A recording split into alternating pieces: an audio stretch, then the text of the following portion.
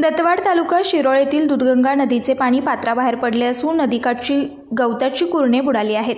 त्यामुळे परिसरातील गोसरवाड, दत्तवाड, नवे व जुने दानवाड आदी भागातील जनावरांच्या चाऱ्याचा प्रश्न गंभीर बनण्याची शक्यता निर्माण झाली असून नदीचे पाणी मोठ्या प्रमाणात वाढल्याने दूधगंगा नदीवरील घोसरवाड, बोरगाव, दत्तवाड, एकसंबा दत्तवाड, मलिकवाड ही महाराष्ट्र कर्नाटकला जोडणारी बंधारे गेल्या 3 ते 4 दिवसापासून पाण्याखाली गेली आहेत। त्यामुळे या मार्गावरून होणारी वाहतूक पूर्णपणे बंद झाली असून नागरिकांना 7 ते 8 किलोमीटर लांब पल्ल्याने वाहतूक करावी लागत आहे। दत्तवाड परिसरातील मोठ्या प्रमाणात नागरिक शेती व शेतीपूरक व्यवसायावर अवलंबून आहेत। अनेक शेतकरी व शेतमजुरांची पशुपालन हा उदरनिर्वाह महत्त्वपूर्ण घटक असून या जनावरांची चाऱ्याची गरज मोठ्या प्रमाणात नदीकाठच्या गवताच्या कुरणावर अवलंबून असते।